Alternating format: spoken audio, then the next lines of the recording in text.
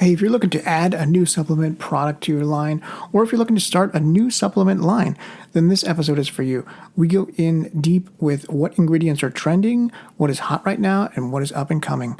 Take a listen. Welcome to Health Business Mastery, the Creative Thirst podcast. I'm your host, Bobby Hewitt. So my guest today is Gbruno. He has 42 years of dietary supplement industry experience with a master's degree in nutrition and a second master's degree in herbal medicine. He has a proven track record of formulating innovative, evidence-based dietary supplements. Mr. Bruno currently serves as both the Vice President of Scientific and Regulatory Affairs at NutraScience Labs and Professor of Nutraceutical Science at Huntington University of Health Sciences. Gene, welcome to the show. Thank you for having me. Looking forward to it.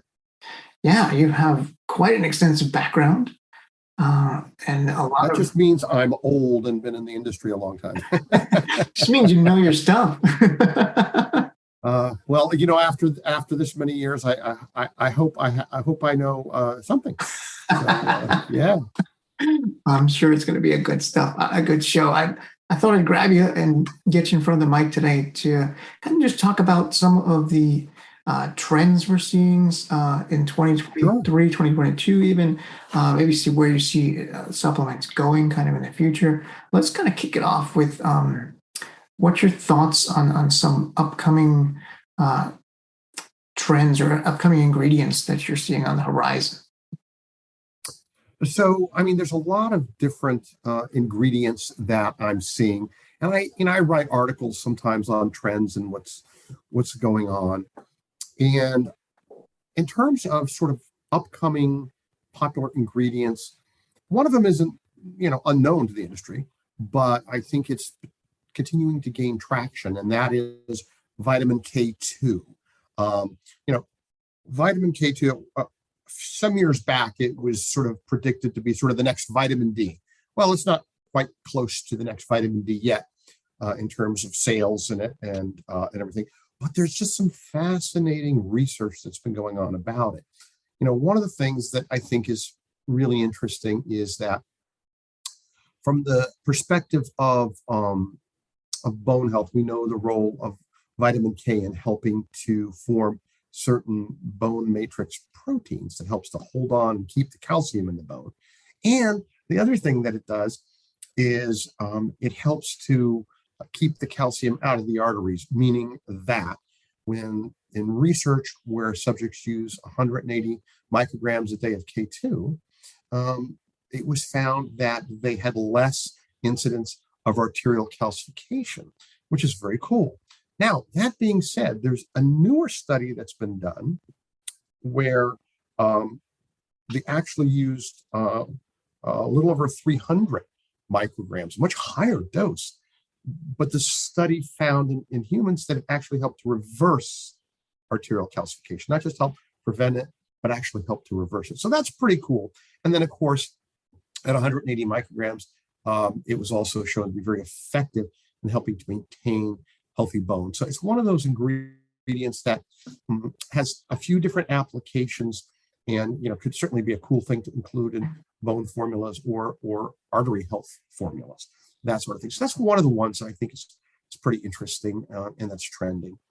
Another trending ingredient is astaxanthin. Again, not new, but I'm seeing it more and more in use. And I've written a couple of articles on astaxanthin for Vitamin Retailer magazine. But one of the things I like about it, besides having multiple applications at different dose levels, trending in anti-aging and skin type of ingredients are always in demand. And certainly there's been some very good research on astaxanthin at as little as 4 milligrams being really good for skin barrier function, for helping in to reduce the appearance of fine lines and wrinkles compared to placebo, dry skin improvement, skin elasticity improvement, all kinds of positive effects on the skin. And again, gold standard, they compared it to placebo, found to be very effective. And then, when you get up into higher doses of of 6 milligrams, then you start seeing benefits for the eyes, for the macular region of the eyes, and you could even go higher at 12 milligrams to see benefits for athletic performances. Just so many things going for it. But I'd say, sort of in general, that whole skin health thing for anti-aging approaches is one of the things that makes it a popular upcoming ingredient. Now, when you really want to talk about an ingredient that has multiple application and is very much trending, is resveratrol. I'm sure, certainly you, and I'm sure your listeners, many of them, are familiar with resveratrol in general, that sort of ingredient made popular because of the French paradox, where the French eat a lot of fatty foods and smoke and yet have a lower rate of cardiovascular disease than we Americans do. And it was considered to be a major part of that was that their consumption of red wine as a source of resveratrol, a very powerful antioxidant polyphenol, seemed to have a very profound effect in maintaining cardiovascular health. And then it got really popular when it was discovered that it actually helped to activate the SIRT1 gene, which is the longevity gene. Mm-hmm. And that was shown at as little as 150 milligrams that the stuff had that effect. But oh my gosh, I mean, there's been studies on resveratrol for helping in inflammation, cardiovascular health, cognitive benefits, different levels, different doses, having these effects, even when used before meals and helping to reduce body fat. And one of the ones that I think has made it particularly popular just in the last year or two is the research on it, showing it to help promote a very specific aspect of immune function, namely gamma delta T cells, which are very much involved in fighting off viral infections like coronavirus. And so, during the pandemic, I myself used 1,000 milligrams of resveratrol daily, and I gave that to my family because that was the amount shown in human clinical research to boost these gamma delta T cells. And then just a couple months ago, a study was published showing that really high doses, like 4 grams a day, which is very high, but only for 15 days, was given to an active COVID-19 population. They had a placebo group, and they found substantially reduced incidence of the COVID getting worse, of them having to be hospitalized, of reducing pneumonia incidents. I mean, really some very cool stuff. So I'm not surprised that resveratrol is trending quite a bit. That's one that's been around for quite a few. Yeah, resveratrol has been around for quite a long time too. It has. So a good decade, it's been very popular. Yeah, would you say it's kind of held the popularity, or it has like ebbs and flows, or not even just resveratrol, but just in general? Like, I would say that from what I'm seeing in the numbers, it is continuing to grow. The sales and the interest in it is progressing. I'm seeing more. Part of it is like, if you look at the history of something like vitamin D, I remember when vitamin D was just, it's the sunshine vitamin, helps you absorb calcium. Yeah. Okay, that's it. Then it seemed like every other week there was a new study being done on vitamin D, and they were discovering a new function, a new benefit from supplementing. And though it's not quite at that level, I'm consistently seeing new studies coming out on resveratrol, indicating that amongst researchers, there's a lot of interest. And I'm seeing more and more brands. I was just at the Natural Products Expo East show in Philadelphia, and I saw more brands having resveratrol than certainly previously did, and talked to a number of people who have also recognized this increase in popularity. But I think it's because new research comes out, and then people get excited, and as it continues to go in that direction, it's just growing substantially. Yeah. Any takeaways from that show, or like any things you've seen that maybe went in the opposite direction of like, yeah, this was really popular at the last show, or maybe 3 years ago, but now it's kind of died. I'll tell you something about, for me, Expo West is a much more happening show. It's like 4 times as large. You have a lot more companies there, and you see a lot more going on. Expo East, I didn't find a lot of things trending. I certainly found a number of companies with, like I mentioned, resveratrol, a number of companies with collagen. Collagen continues to be a big product. But in terms of any real, like a few years ago when, you're at Expo West and it was jokingly referred to as the CBD show because everything was CBD. And you saw that kind of trend. I didn't see any trends of that nature. I will say that I found more gummy manufacturers at this show than I had at previous ones, certainly reflective of the increased interest in alternative delivery forms like gummies. Otherwise, not so much. Interesting. Yeah. So how can brands sort of capitalize on some of these trends? I'm going to say one of the things that I saw at Expo East and I've seen at Expo West and I've seen for any number of years is brands that come out with a Me Too formula. Oh, this is popular. I'm just going to kind of copy somebody else's formula, or I'm going to use kind of boring ingredients. And so what I'm going to say is, if you're looking at an ingredient or you're looking at a trending category, offer something different that's not Me Too. Like, for example, since the pandemic, certainly, immune as a category has increased. But because of that, stress and sleep are categories that have increased substantially because people were having issues with that. So let's look at sleep. When you think of sleep and you think of nutraceuticals and in this industry, probably the first thing that most people think of is melatonin. Certainly melatonin works really well. But here's the issue. If you're in food, drug, mass outlets, melatonin is kind of the name of the game. That's great. Go for it. But if you're in the natural channel, melatonin has somewhat fallen from grace. It's not the same popular ingredient it used to be. Some people are less likely to want to use it for one reason or another. And so you need to start looking at other ingredients that work well and are different. One of the things I see a lot is mechanistically, people will create a formula and put several ingredients in there that do the same thing. Like maybe they want to increase serotonin, so they put in tryptophan, then they put in 5-HTP.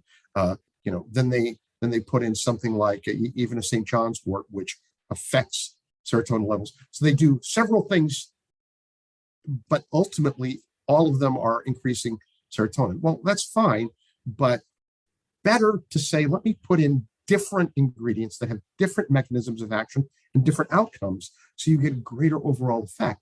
So I would say, look at combining other kinds of ingredients like glycine, for example, which has been shown to help with sleep by helping to keep your body temperature down. Where people get hotter when they sleep, they have trouble sleeping. And glycine's been shown to help that. There's good published clinical research on that and helping to keep you to sleep. It's just a different mechanism of action. Venetron, which is a trade name for Apicinum venetum, that's been shown to help keep you asleep as well as get you asleep, especially when you combine it with GABA. And these are ingredients that have different mechanisms and that don't have the baggage of, say, a melatonin. So along those same line, healthy aging, certainly, if you want to do something in that category, things like resveratrol are great. But another sort of semi-trending area is NAD promoters, NSMs of the world and the nicotinamide ribosides and those kind of things. Looking at combining some things together with that to make it a little more comprehensive approach to aging. And then if you want to include, ingredients for aging skin, collagens, astaxanthins, whatever, great thing to do. Then if you're looking at like a category like weight management, which is, always, a popular category, hope reigns supreme.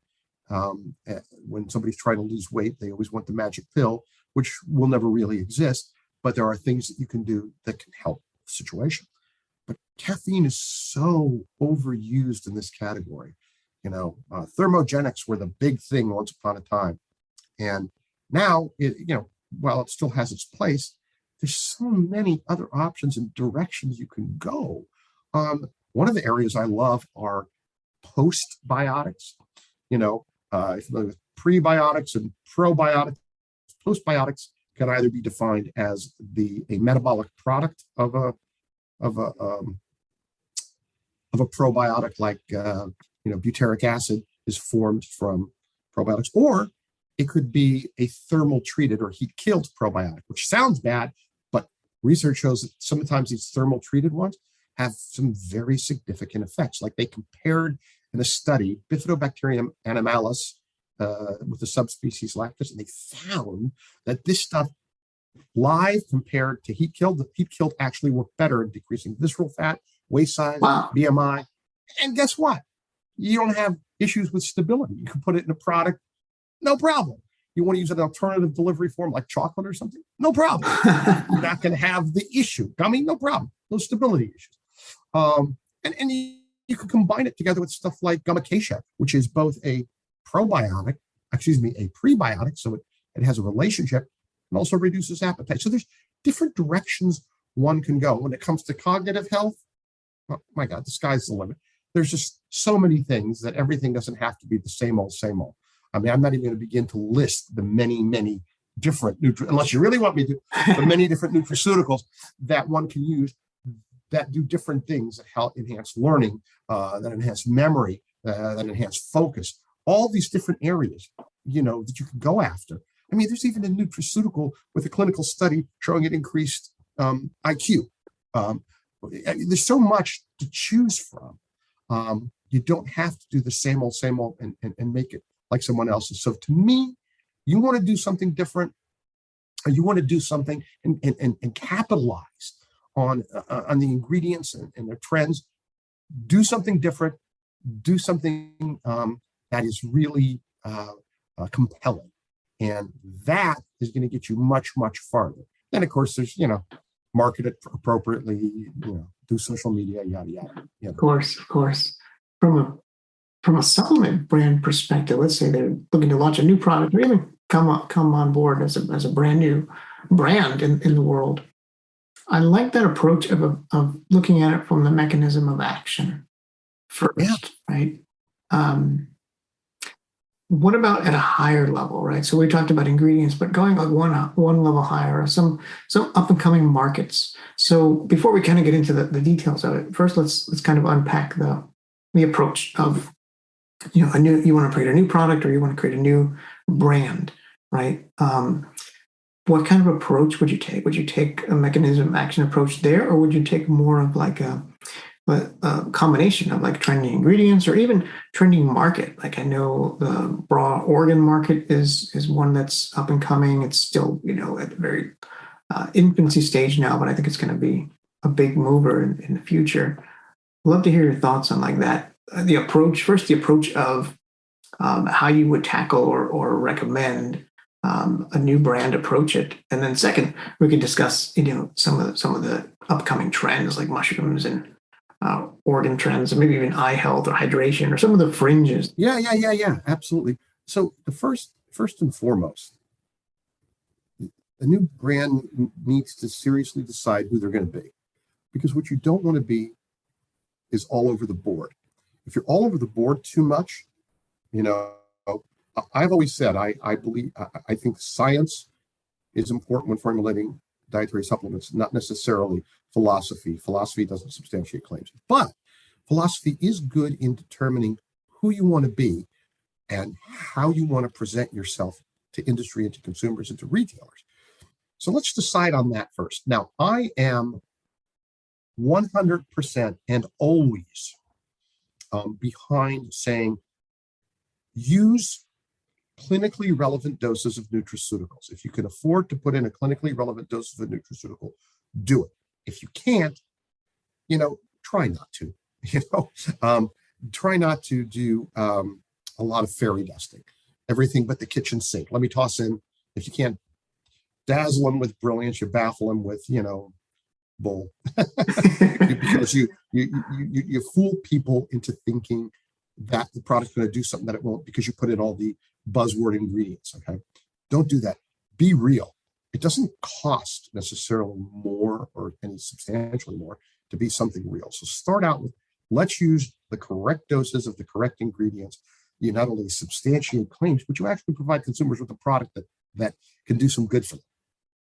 Then have a formulation approach that is compelling and scientifically sensible, such as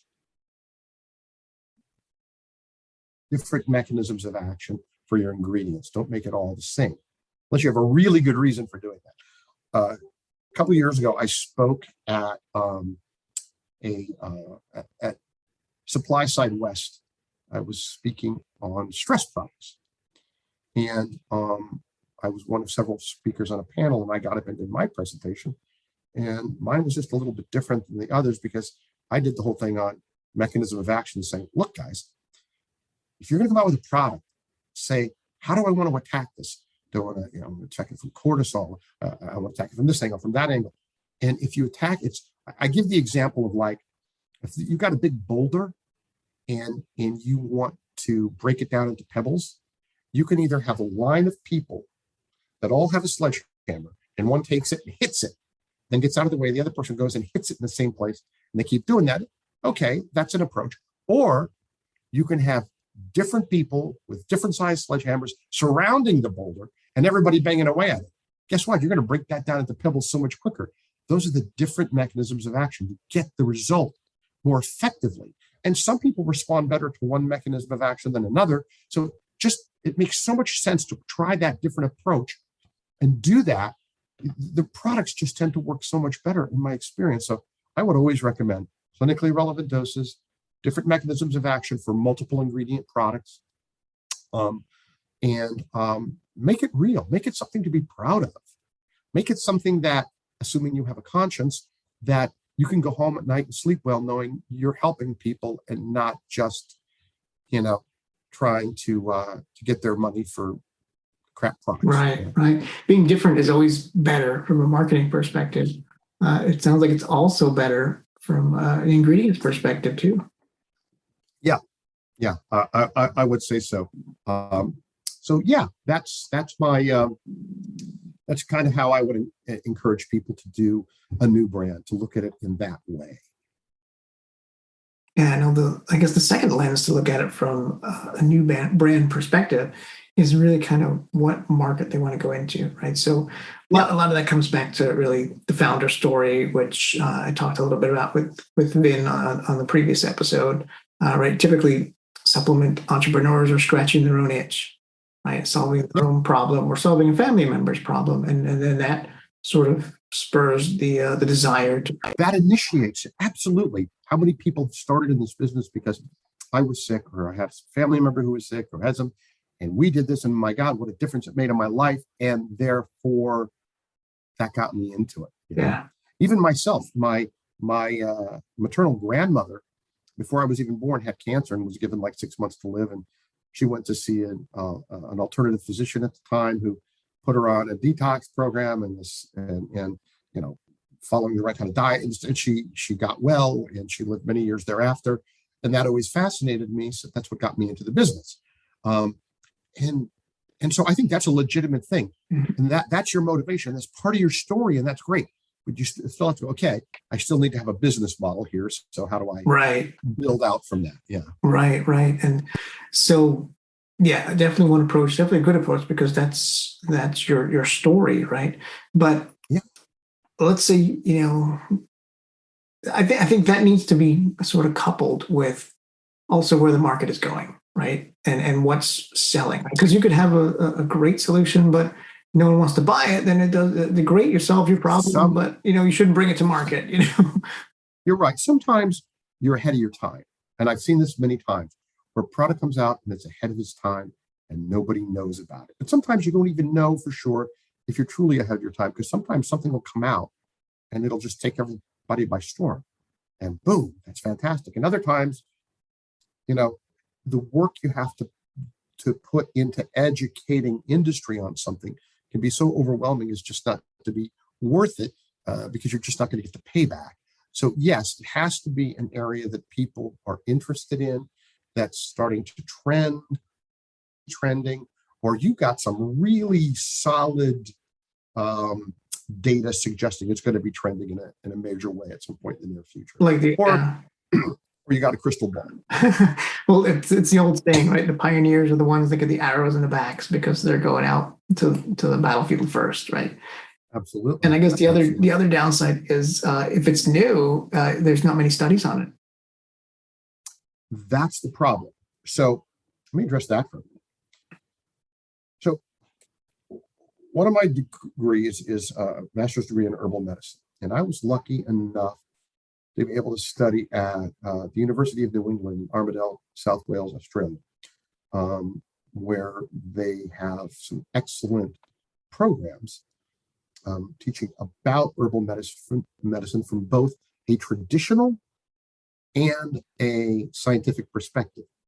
Now, as we know, there's things like Ayurvedic medicine, traditional Chinese medicine. These things have been in use for thousands of years. They didn't have clinical studies back then, but they gave something to somebody because they saw that it worked and they kept doing it. All right.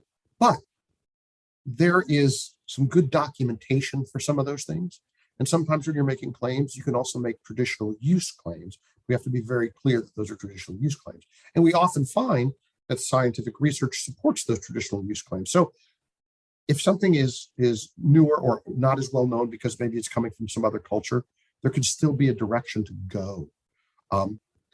But what happens when you really have something that's new, a new fruit, a new whatever, something that somebody says, I think this is going to work, but they don't have the human research? Well, you have to make a decision about how you want to proceed. Does it have any research? Does it have animal research? Does it have in vitro, or laboratory research? Do you have something at all to hang your hat on? Because if it's just a belief, that's philosophy. You can't base a supplement on philosophy because you can't make any claims. At least legally, you can't make any claims other than you can't even say, I used it, it did this for me, because according to the FDA and FTC, you have to substantiate that with real science. And so if you're going to do a new ingredient, one of the ways that people, I saw this a lot with CBD, everybody was making all kinds of claims about CBD. Science weren't there for all the claims they were making. So sometimes I would see people say, okay, I'm going to create a formula that includes CBD, but includes some other stuff in it. So you can let the other stuff help to support the claims that you're looking to make for that product. Especially if you have, experience where a lot of people are using it and they're getting good results, but you can't use that as substantiation, and combine it with something else that you can. And if that's the direction we want to go. And so, yes, that's something to consider if you want to go with ingredients or something that just doesn't have the science yet. Right. What in your opinion, I have a very strong opinion about this, but I'd love to hear your perspective of what do you think are the biggest, like maybe the 5 biggest supplement categories? So this one is an easier one to answer because unlike trends, which is, I think this is the direction things are going based on this information and that information. Right. If I want to look at the biggest categories, we have numbers, that from different sources, spins, Consumer Reports, various things that says, here's the big category. So we know like the top 10 or even the top 20 or even the top 30 selling ingredients or dietary supplement products out there. And so I'm going to say on the basis of the fact that, not surprisingly, vitamin D is, in terms of the number of people purchasing it, is still number one as an ingredient. Magnesium is next, omega-3s are next, CoQ10 is next, multivitamins are next, vitamin C is next, probiotics, zinc, curcumin, B12, etc. Now, if you look at all these ingredients, let's say the top 30, you say, okay, start putting them into categories. What categories are still selling best? Vitamin D, C, zinc, probiotics. Immune is still moving, all right? People say, it's going to slow down because people aren't as interested in COVID. But it is not just COVID.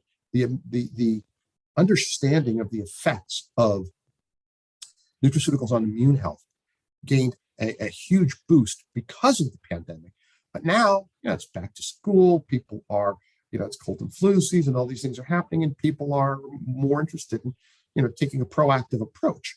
So those ingredients are still selling well, and those are big categories. Muscle and joint health on the basis of things like magnesium, omega-3s, curcumin, these areas are clearly still significant. By the same token, so are cardiovascular products of, CoQ10, omega-3s, even magnesium for blood pressure. And then, of course, your general stress and energy, multivitamins, B12.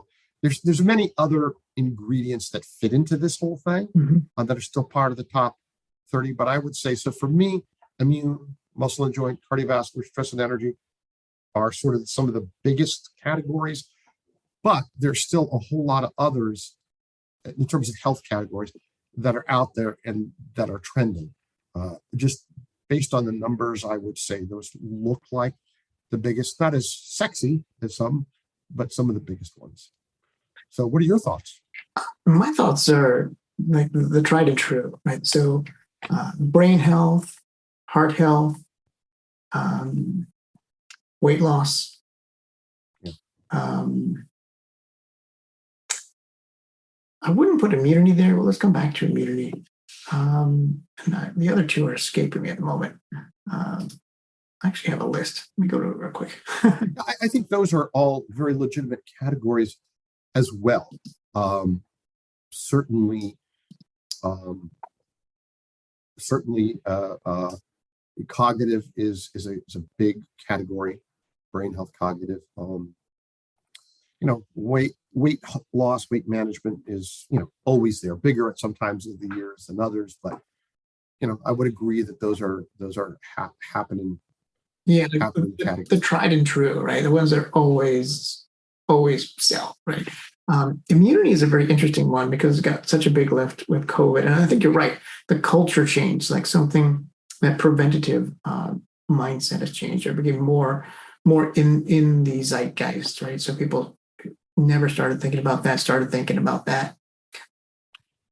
However, immunity is a really tough one, I think, to like sell. Like if you were a brand new brand coming out, I would steer you away from immunity, only because of the selling channels, right? Because most people are used to going. Well, it's saturated right now. Yeah. It's still a very big popular category, but it's saturated because everybody's gotten into it. It's kind of like with CBD. You had so many brands that eventually it was like, don't even try, so you're not going to break into it. But it's still a presence. But it's funny, you mentioned something, made me think how before COVID, I had some brands asking me, hey, should we do an immune product? And I'm like, you know what? People just aren't that big into it.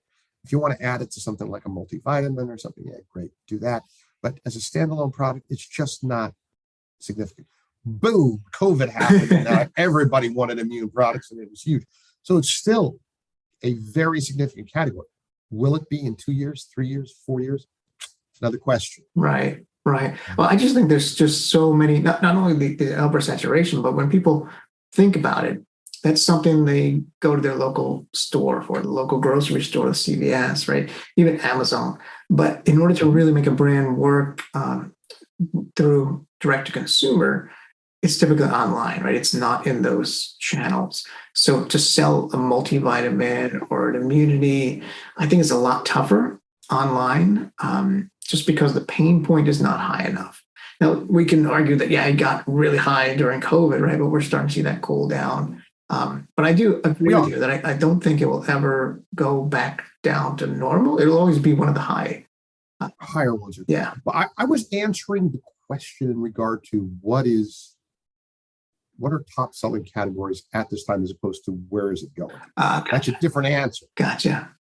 But what's top selling now, according to the data I have, is the ones I mentioned. Where it's going, that's a different question. Yeah, let's check. Maybe I misunderstood the question. No, I probably went in a different direction, which is fine. It's, like I said, more of a fluid conversation. Let's chat, because I want to talk about a couple of things. I want to talk about kind of where it's going. I want to talk about like selling channel trends that you might be seeing. How should we attack this? Well, you mentioned some categories You mentioned things like, organs and eye health, hydration. I know mushrooms are. So these are some areas that I think are kind of worth touching on because you're seeing some trending things, and I think they're worth a discussion. Yeah, it goes back to that different is better, right? Where someone's not used a mushroom. What is that like? Or hydration? Mushrooms. Right? So let's start there. Um, you know, Mushrooms are continuing to trend. And of course, what's really interesting is mushrooms aren't new. I mean, they've been part of certainly traditional Chinese medicine and cultures going back. I mean, they found a mummy in the Tyrolean Alps who had a medicine bag with mushrooms in it from back in something AD. I mean, it was like, Yeah. mushrooms have been in use for a long, long time, medicinally speaking. Um, and certainly, you know, they have significant value, particularly for the immune system, the beta glucan content of them, and some other components. And so there are many different types. Probably the three most significantly researched ones, you got some good human data on it, is reishi, shiitake, and maitake. And there's others, but each of these individually have really good research. Maitake even has a specific branded material whose name escapes me at the moment, but at a really low dose, that has been shown to be really effective. So it's really cool if you're trying to formulate, because you don't have to try to divide it between 4 capsules or something. You can easily fit it in one capsule and have plenty of room left for other stuff. So each of those have good, solid research on it. But what's interesting to me is that you can combine them and get a greater effect. Now, oftentimes you hear the term synergistic bandied about. Excuse me. And synergistic is a real term, but it has a specific scientific meaning. To put it simply, it means that when you use them together, you get a better overall result and response than if you use them separately. And so sometimes people say they're synergistic, and they're not necessarily. They may be complementary, but not synergistic. But mushrooms, these three that I mentioned, is a really nice study. There's more than one, but there's a really nice study published that showed how that combination together had a much greater effect on macrophages, certain kinds of immune cells that involved, and it had a real, immunomodulatory response, some very significant, and that combination made the difference, more so than when they tested them individually. So I love that. I love the idea of, but again, if you're gonna formulate, you're gonna do something with this. Don't just like willy-nilly toss in some different mushrooms. What are the doses used in research? What are we seeing together?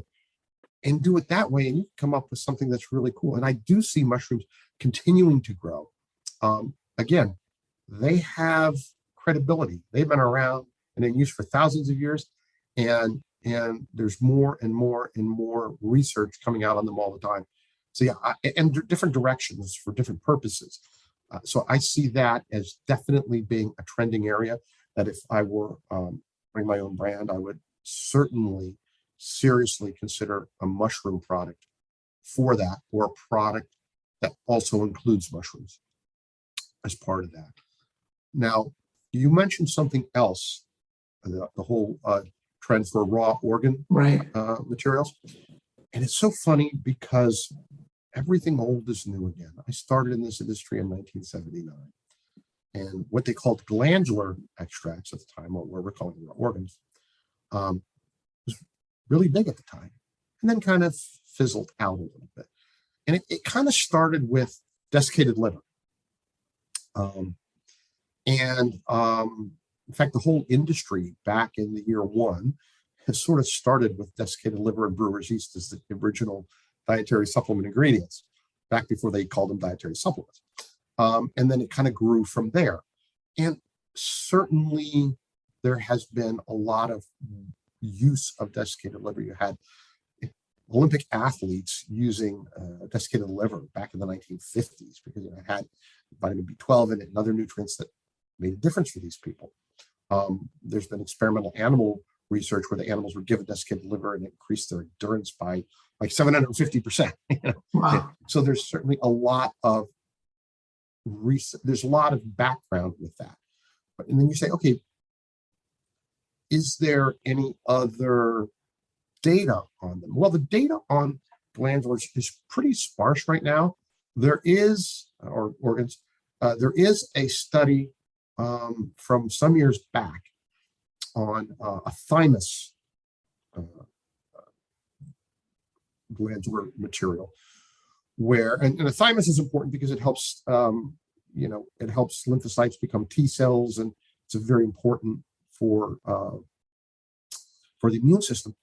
And it was a double-blind study where 98 healthy older people and 19 younger people from Yugoslavia, back when there was a Yugoslavia, were given this, and it substantially improved their T cells and other immune cells, and increased the production of antibodies, and it had this effect. So it even helped with certain allergic reactions. So there is some data there. The only thing that causes me to hesitate is I see the trend. I see the things coming up and popping up at places. But right now, there's somewhat of a disparity between science catching up to philosophy. I think we need more science to support this. And in the early days, they were using thyroid extracts. Well, the thyroid extracts actually had, naturally occurring thyroid hormones in there. So yeah, it worked. But then the FDA said, no, that's a drug. You got to take out that, And so I think there is, as it gains in popularity, it's going to have more research on it, and it's a direction to go. And if somebody wants to start a brand that does that, they certainly can.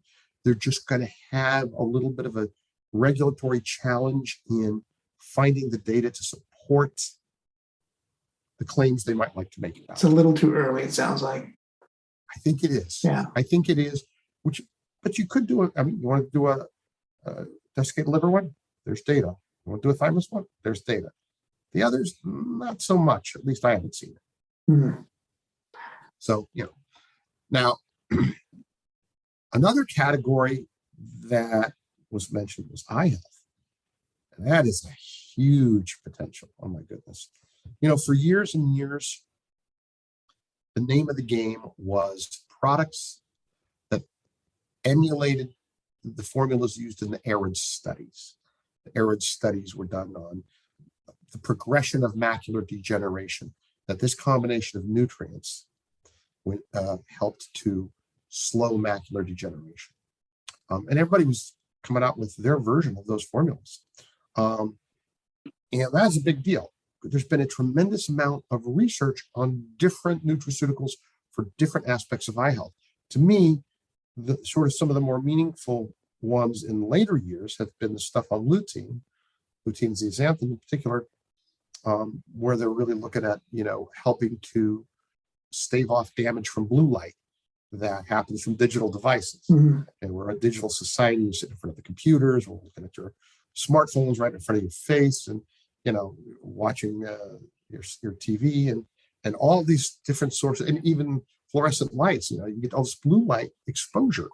Now, blue light exposure causes damage to your eye, can cause headaches, can cause eye fatigue, all kinds of problems. And unlike a situation where a lot of times you think of eye problems, or that you think of maybe older people, no, this is happening in younger people because they spend so much digital time. Yeah. So it's not just older. So the potential, here is a category that from Gen Z up through baby boomers has potential for all of those generations. Everybody needs something that can help them with these categories. And it can make a big difference. And it can be an experiential product, because if you're using those right carotenoids, those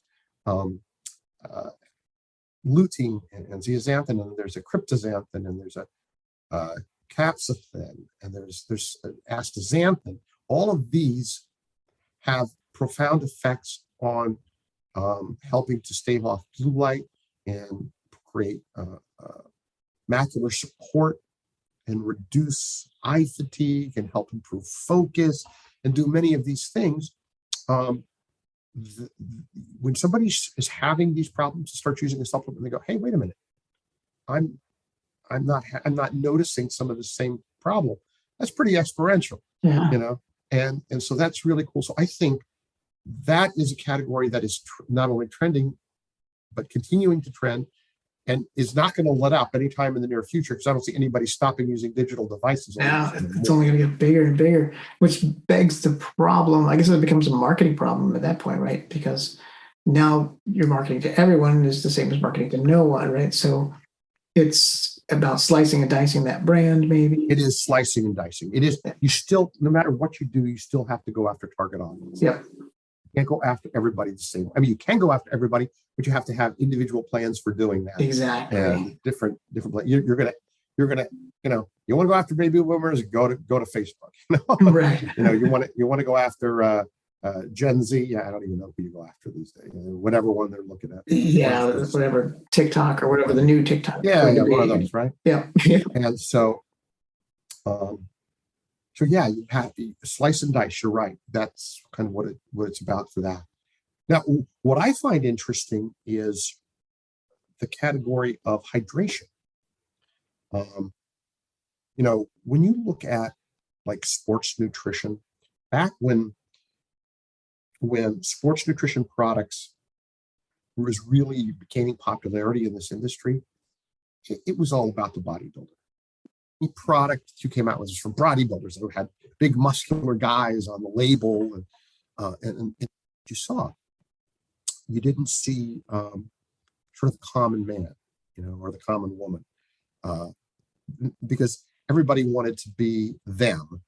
Now it's changed. Now you're seeing more people saying, "Hey, I work out at the gym, or I'm on my Peloton, or I'm just have an active lifestyle, or maybe I just work outside a lot, or I'm going golfing." Whatever it is, hydration is really, really important. It makes all the difference in the world between feeling good and being able to continue, or starting to feel a little bit sick, because you're losing water at a rapid rate and you aren't able to put it back as quickly. And not just water, but other nutrients that you're losing through sweating.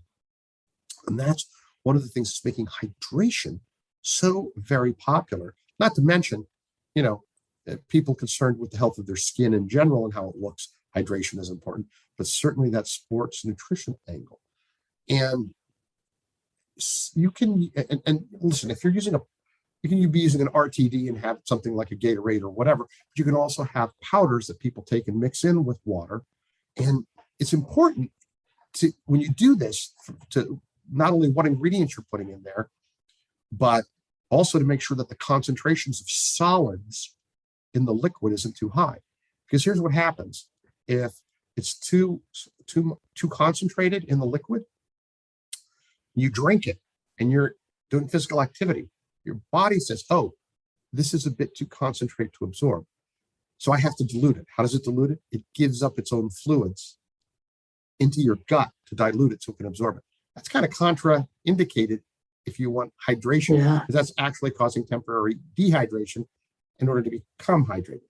So if you do your formulation correctly, do your science correctly, you can formulate it in a way so it's actually going to be the proper concentrations of solids in a liquid, and put in the right amounts. One of the trends I'm seeing is people putting in way too many electrolyte minerals in there, just too concentrated dose. No. Yes, you need that, but don't put in so much. You're doing a horsepower game. You don't want to do the horsepower game with electrolytes. You want to have it in a bottle. You put it in your water bottle, and you're drinking it throughout the time you're doing your activity. You don't do it afterwards to hydrate. You do it throughout to hydrate. And if you do that, you're going to constantly be supplying the electrolytes, and you're going to constantly be able to absorb them at these huge levels. That's a problem. Okay. So that's one of the things. Choose carefully what you need to have in there. And if you don't know, make sure you work with a contract manufacturer who's got somebody on staff, that has the knowledge to formulate it for you. But one of the other areas that's interesting is something called multiple transportable carbohydrates, which is basically nothing more than a combination of glucose and fructose in about a 2-to-1 ratio. Published research has shown that when you use that in the formula, again, keeping the concentration where it needs to be, it actually increased your body's ability to be hydrated. You actually got hydrated better, took up the water better, because what happens is the reason it's called multiple transportable carbohydrates is there's different intestinal transporters for the sugar. So you end up taking up in more than one way. So you get the nutrients much more quickly and effectively, and you burn those carbohydrates. You oxidize those carbohydrates for energy at a higher rate, at like about 65% higher rate. So you're feeling the energy, you're feeling better hydration, you're having less fatigue if you do that. So creating a formula makes a big difference. I had actually formulated a product which shall remain nameless, and we field tested it with a bunch of people out playing golf in the summer in Arizona. And everybody who used it performed super well. The other group drank water just as a control, and they were feeling absolutely crappy at the end of the day. They were, dehydrated. They were just not keeping it. So it's a huge difference. And so I see hydration products continuing to be a big deal. People are physically active. They're going to continue to be physically active, and they're going to need to hydrate. And if you do it right, you can have a fantastic product that'll make a huge difference. People are going to notice the difference. I think it's a fantastic addition to somebody's product. Yeah, it's one of those fringe niches that I think are just super valuable. Oh, yeah. Mm-hmm. Besides the markets and the ingredients, what about some of like the ancillary things? I'd love to get your opinion on like maybe some sustainability, like basically an angle to go after, right? So besides in form factor too, right? But besides gummies, because everybody knows gummies are huge, right? So sustainability. We're seeing this across the board, not just in dietary supplements, but in the cosmetics industry as well. A lot more concern about sustainability. People are asking questions about the ingredients. Are they coming from a sustainable source? Sometimes they're asking questions about the packaging, particularly in the cosmetics industry, but also the dietary supplement. What about sustainability of that? They're having more of a ecological conscience regarding the product. And I have to credit that a lot to Gen Z. I think there's a lot more younger people who are asking these questions and being concerned. And the other thing that I'm seeing both, especially in the cosmetic industry, but also in the dietary supplement industry, along with married to the whole sustainability part of it, is the simplicity one, where you see in cosmetics, the less ingredients that are more effective. And I'm seeing that more slowly, but I'm seeing that occurring more in the dietary supplement, where it's, again, instead of taking, let me do everything but the kitchen sink, put in 50 ingredients, how about I put in 5 or 4, put them in that correct dose, make them real ingredients, something solid that you can hang your hat on, that isn't a lot of smoke and mirrors. People are appreciating the honesty of that, especially if you have the science to support it, you can show it.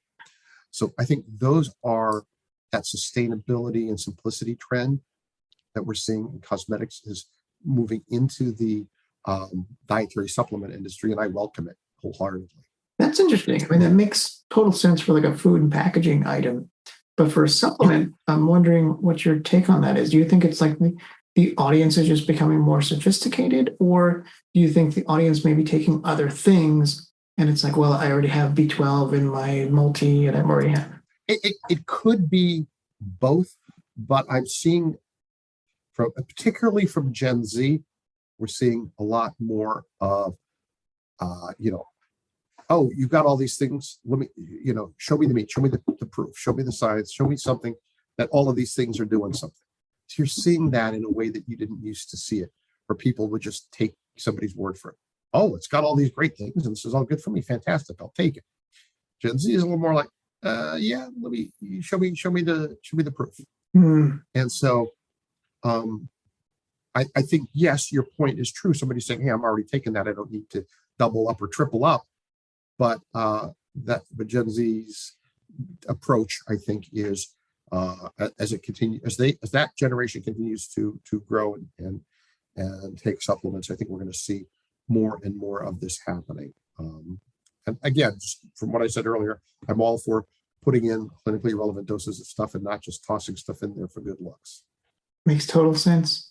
Yeah. Lastly, before we wrap up, because I want to be respectful of your time, but do you have any thoughts on any trends in selling channels or different selling channels or new selling channels that you're seeing from a brand selling side? And if not, that's okay. What I can tell you is this: from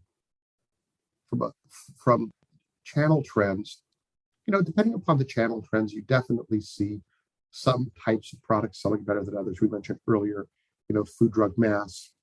There's certain kinds of products that just continue to move there, and they tend to be more sort of old school kind of things. The direct to consumer is one of the more innovative channels of distribution where people try all kinds of things, and you'll find a lot of doctors or influencers that are involved in helping to sell the brand in a way that isn't the case in retail, in brick and mortar retail. That direct to consumer channel is heavily based on those influencers, and I see it all the time, which can be both a good and a bad thing. I see influencers that make all kinds of crazy claims and about stuff, and it's like, it's not true. You're saying something, but people trust them and they go with it. And so that whole direct to consumer approach makes a big difference. I saw a product not too long ago, a brand who shall remain nameless that said, "Oh, did you know that 80% of the protein powder you take is converted into sugar in your body?" Well, that's not true. Gluconeogenesis is the process by which that happens. It's a very energy expensive process for your body to do, and it only does it if it doesn't have glucose from another source. So that statement that trying to scare people into using something else is just kind of, untrue and ridiculous. But again, real experts and so-called experts, is definitely a huge trend in direct to consumer and all kinds of products, all kinds of unique products, not just the same old, are being sold that way, which can be very, very interesting. It can be a good thing. The only other thing I would add is you asked earlier about like other delivery forms besides gummies. I'm seeing a lot more functional food stuff, things like chocolates or candies or functional food ingredients out there. That has its limitations though, because those things oftentimes becomes harder to store or sell on something like Amazon because they melt. And then there's the products that are melts that are like little tablets that melt in your mouth. Powders, those are things that are definitely starting to trend more as people want alternative delivery forms. So anyway, I think that's everything you asked about. Yeah, this was fantastic chatting with you, Gene. I'm glad you were able to make some time today. If people want to learn more about you, where they can work with you and use your expertise, sure. Knowledge. Go to nutrisciencelabs.com. I am the vice president of scientific and regulatory affairs, but what I also do is for our branded customers who come to us and they want products formulated, I'll formulate the products for them. And I'll write them a white paper that gives them substantiation for all claims and give them something real. And so if they'd like to, engage our contract manufacturing services as well as my services for doing formulation as all part of the arrangement, that's where they can reach me. They can also just go to our NutriScience Labs website. I've got a lot of blogs and some podcasts and things there that they can read And they can even go to LinkedIn and find me there and a lot of stuff I posted. So That white paper is actually really a valuable marketing piece. oh yeah. You mentioned it as like sort of a sideline, but I think that if anyone working with you for a brand new formulation, something different like we spoke about, then having a white paper behind it that they could use as Oh yeah, it makes a big difference Yeah. because somebody just says, "Oh, here's a product that's great. What proof do you have?" Oh, by the way, yeah. So I'll put in, a list of claims. Like imagine a table, and on one column here's the claims. The other column it'll say like, astaxanthin study 1, astaxanthin study 2, and then down below summaries of what the studies show, and you have a full document, many pages long, that says, "Here's your claims. Here's the substantiation for your claims. Here's the citations, references for those." So you have a complete, basically, dossier that supports the claims that you are looking to make, and hopefully you're trying to make structure function claims and aren't making drug claims, but the ones that I'll offer will be structure function claims that hopefully are compelling as well as substantiated. That's hugely valuable. You're basically just handing your marketer information on a silver platter. That's Yeah. Well, that's what they get if they come to Nutrascience Labs. We'll give that. That's one of the points of differentiation we have between other kinds of manufacturers who may not have somebody as part of their team that does that. fantastic. Gene, thank you so much. My pleasure. Creative Thirst is a direct response digital agency focusing on conversion rate optimization and A/B testing. We work with dietary supplement companies who are struggling to maximize the profitability of their funnels so they can scale. Through the last 7 years in the online health space, we've optimized many dietary supplement businesses. And in that time, we've uncovered the 3 critical funnels for success. We put together that information in a free digital download called The 3 Funnels Every Health Supplement Business Needs to Build a Multi-million-dollar Empire. You can get that free report by going to creativethirst.com. Scroll down to the appropriate section and click on the blue Get Your ebook button.